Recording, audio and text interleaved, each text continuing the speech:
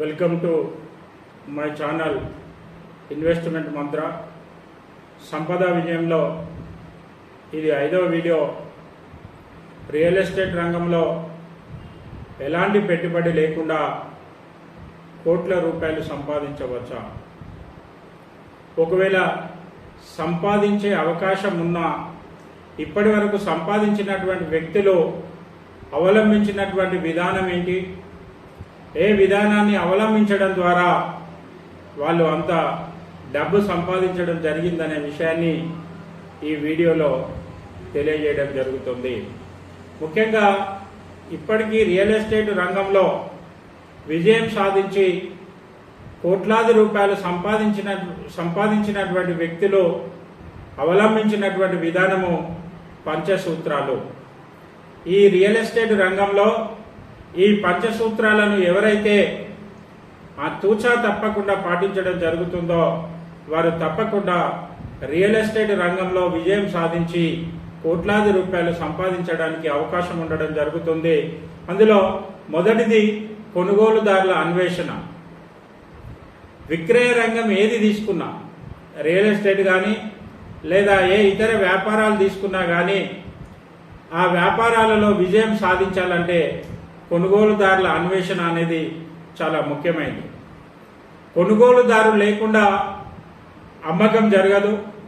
అమ్మకాలు లేకుంటే విక్రయదారుడు అనుకున్నటువంటి విజయాన్ని సాధించలేడు. కాబట్టి ఇక్కడ ఈ రియల్ ఎస్టేట్ రంగంలో కూడా కొనుగోలుదారుల అన్వేషణ అనేది చాలా ముఖ్యమైనది. మరి కొనుగోలుదారుల యొక్క అన్వేషణ ఎలా జరగాలి? కొనుగోలుదారులు ఎక్కడ ఉండడం జరుగుతుంది? కొనుగోలుదారులను ఏ విధంగా గుర్తించాలి? కొనుగోలుదారులను ఏ విధానాన్ని అవలంబించడం ద్వారా గుర్తించి తమ యొక్క అమ్మకాలను పెంపొందించుకోవడం జరుగుతుందంటే ఇది చాలా పెద్ద అంశము. దీనికి ఒక సపరేట్ వీడియోను తయారు చేసి కొనుగోలుదారులను గుర్తించడం ఎలా అనే దాన్ని అందులో కులంకషంగా చర్చించడం జరుగుతుంది. కొనుగోలుదారులను ఎన్ని రకాలుగా వర్గీకరించాలి, ఏ విధానాన్ని అవలంబించడం ద్వారా కొనుగోలుదారులుగా మారుతారు అనే విషయాన్ని ఆ వీడియోలో దానికి సంబంధించినటువంటి పూర్తి సమాచారాన్ని అందులో పొందుపరుస్తాం. రెండవది వచ్చేసి ప్రెజెంటేషన్. ఎప్పుడైతే మనం కొనుగోలుదారులుగా గుర్తించడం జరుగుతుందో ఆ కొనుగోలుదారులుగా వాళ్ళని మార్చుకోవడానికి ప్రెజెంటేషన్ అనేది అత్యంత కీలకమైనది. నిజం చెప్పాలంటే ఇది యాక్చువల్ సేల్, నిజమైన అమ్మకం. అంటే రియల్ ఎస్టేట్ రంగంలో ఇది ఒక అంతర్గతమైనటువంటి క్రీడ. అంటే మన ప్రెజెంటేషన్ కనుక పర్ఫెక్ట్గా ఉన్నట్లయితే వినియోగదానికి సంబంధించినటువంటి పూర్తి సమాచారాన్ని కనుక మనం అందించినట్లయితే వాళ్ళు మనం అమ్మే సేవలను కానీ మనం అమ్మే ఆస్తిని కానీ కొనుగోలు చేయడానికి ముందుకు రావడం జరుగుతుంది. అంటే ఒక వినియోగదారునిగా మార్చుకోవడానికి, ఒక వ్యక్తిని వినియోగదారునిగా మార్చుకోవడానికి కావాల్సినటువంటి సంపూర్ణ సమాచారాన్ని అంతటిని కూడా మనం ప్రెజెంటేషన్లో అందించాల్సినటువంటి అవసరం ఉంది. అంటే ప్రెజెంటేషన్ అనేది ఈ రియల్ ఎస్టేట్ రంగంలో అత్యంత కీలకమైనదిగా చెప్పుకోవడం జరుగుతుంది. అంటే మనం ఏ రకమైనటువంటి సేవలను అందిస్తున్నాం లేదా ఏ రకమైనటువంటి ఆస్తిని అమ్ముతున్నాం, ఆ ఆస్తి భవిష్యత్తులో వాళ్ళ యొక్క జీవితాలను ఏ విధంగా ప్రభావితం చేయడం జరుగుతుంది, లేదా వాళ్ళకి ఏ విధమైనటువంటి ఆస్తిని ఎక్కువ మొత్తంలో, పెద్ద మొత్తంలో ఆస్తిని సముపార్జించడానికి అవకాశం ఉందో అనే విషయాన్ని కనుక మనం ఆ కస్టమర్స్కు ఒక క్లియర్గా, అంటే పూర్తి స్థాయిలో దానికి సంబంధించినటువంటి సమాచారాన్ని అందించినంటే సంశయంతో ఉన్నటువంటి వ్యక్తులు, అంటే ఏ కొనుగోలుదారుడు కూడా అమ్మకందారుడు వచ్చిన వెంటనే నేను ఇది కొనుగోలు చేస్తాను అని అనడు. ఎందుకంటే వాళ్ళు ఆస్తికి సంబంధించినటువంటి సంపూర్ణ సమాచారాన్ని తెలుసుకున్న తర్వాత మాత్రమే ఇది తమ జీవితాలను ఏ విధంగా మెరుగుపరుస్తుంది, భవిష్యత్తులో ఏ రకమైనటువంటి ఆదాయం పెరుగుతుంది లేదా సంపదను సృష్టించగలుగుతుంది అనే విషయాన్ని తెలుసుకున్న తర్వాత మాత్రమే కొనుగోలుదారులుగా మారుతారు. కాబట్టి ప్రెజెంటేషన్ అనేది అత్యంత కీలకమైనదిగా చెప్పుకోవడం జరుగుతుంది. అంటే 95% అమ్మకాలు, ఒక సర్వే ప్రకారం 95% అమ్మకాలు సరైన ప్రెజెంటేషన్ కనుక ఉన్నట్లయితే, పర్ఫెక్ట్ ప్రజెంటేషన్ ఉన్నట్లయితే సంశయంగా ఉన్నటువంటి వ్యక్తులను కొనుగోలుదారులుగా మార్చడానికి అవకాశం ఉందనే విషయాన్ని తెలియజెప్పడం జరిగింది. కాబట్టి మనం కూడా ఏ ఆస్తినైతే అమ్ముతున్నామో, ఏ ల్యాండ్నైతే అమ్ముతున్నామో దానికి సంబంధించినటువంటి సంపూర్ణ సమాచారంతో కొనుగోలుదారు దగ్గరికి వెళ్ళినట్లయితే ఆ డీల్ క్లోజ్ అవడం జరుగుతుంది. నంబర్ 3 వచ్చేసి ముఖాముఖి. విక్రయ రంగంలో ఉన్నటువంటి వ్యక్తులకు ఇది అత్యంత ప్రతిష్టాత్మకమైనదిగా చెప్పుకోవడం జరుగుతుంది. ఎందుకంటే మనకు కాబోయే భావి కొనుగోలుదారులు ఎవరైతే ఉన్నారో ఆ కొనుగోలుదారులను ముఖాముఖి కలుసుకోవడం ద్వారా, అంటే మనం ఏదైతే ఆ ఆస్తికి సంబంధించినటువంటి సమాచారాన్ని వాళ్ళు అందించినప్పుడు వాళ్ళకు ఉన్నటువంటి డౌట్స్ ఏవైతే ఉంటున్నాయో, అంటే వాళ్ళు అనేక రకమైనటువంటి ప్రశ్నలను సంధించడం జరుగుతుంది. ఆ ప్రశ్నలకు కనుక సరి అయినటువంటి ఆన్సర్ను కనుక మనం చేసినట్లయితే వాళ్ళు దాంతో సంతృప్తి చెంది మన ఆస్తిని కొనుగోలు చేయడానికి ముందుకు రావడం జరుగుతుంది. అంటే వాళ్ళు వేరే పద్ధతుల ద్వారా లేదా వేరే రకంగా సేకరించినటువంటి సమాచారం ఏదైతే ఉందో ఆ సమాచారము నిజమైందేనా లేదా అనే విషయాన్ని కూడా వాళ్ళు క్లియర్ చేసుకోవడానికి మనకు అనేక రకమైనటువంటి ప్రశ్నలను సంధించడం జరుగుతుంది. ఆ ప్రశ్నలన్నింటికీ మనం సమాధానం చెప్పి వాళ్ళను సంతృప్తి పరిచినట్లయితే వాళ్ళు కొనుగోలుదారులుగా మారడానికి అవకాశం ఉండడం జరుగుతుంది. అంటే రియల్ ఎస్టేట్ రంగంలో ఈ ముఖాముఖి అనేది చాలా ముఖ్యమైనదిగా చెప్పుకోవడం జరుగుతుంది.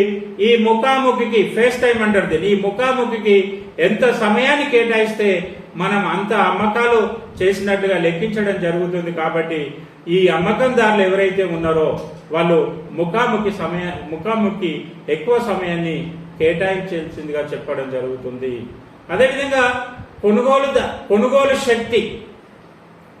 మనం ఏ ఆస్తి అయితే అమ్మాలని అనుకుంటున్నామో, వాళ్ళని కొనుగోలుదారులుగా మార్చుకోవాలని మనం అనుకుంటున్నామో, వాళ్ళకు నిజంగా మనం అమ్మే ఆస్తిని కొనేటువంటి కొనుగోలు శక్తి ఉందా, అంటే ఆ ఆర్థిక స్తోమత ఉన్నదా అనే విషయాన్ని మనం ముందుగానే అంచనా వేయాల్సినటువంటి అవసరం ఉంది.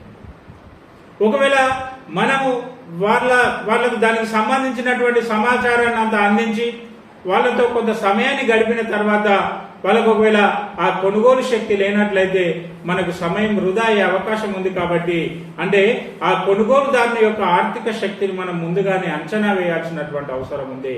అంచనా వేసినప్పుడు మాత్రమే మనం అనుకున్నటువంటి కొనుగోలుదారులుగా వాళ్ళను మనకు అనువుగా మార్చుకోవడానికి అవకాశం ఉండడం జరుగుతుంది.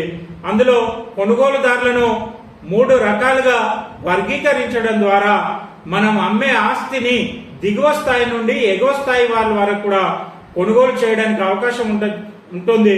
కాబట్టి అది కూడా చాలా పెద్ద సబ్జెక్టు.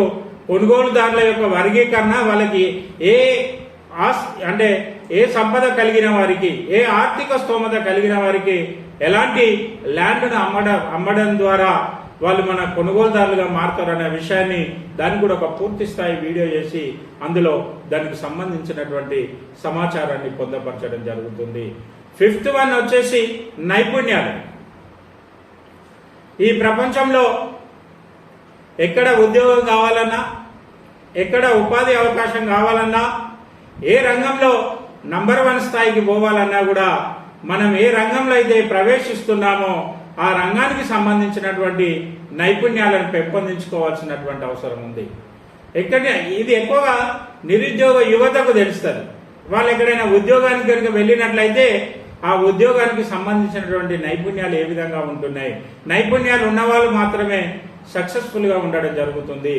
రియల్ ఎస్టేట్ రంగంలో కూడా టాప్ 10లో ఉండాలి, లేదా టాప్ 20లో ఉండాలి, లేదా అత్యంత పెయిడ్ సేల్స్ మెన్ గా ఉండాలని అనుకున్నట్లయితే రియల్ ఎస్టేట్ రంగంలో కూడా నైపుణ్యాలను పెంపొందించుకోవాల్సినటువంటి అవసరం ఉంది. నైపుణ్యాలను పెంపొందించుకున్నప్పుడు మాత్రమే మనం రియల్ ఎస్టేట్ రంగంలో రాణించి మనం అనుకున్నటువంటి సంపదను సంపాదించడానికి అవకాశం ఉండడం జరుగుతుంది. దానికి 80-20 ఫార్ములా, అంటే 80-20 ఫార్ములాని కనుక మనం పరిశీలించినట్లయితే 20% మంది ఉన్నటువంటి విక్రయదారులు 80% అమ్మకాలు చేస్తున్నారు.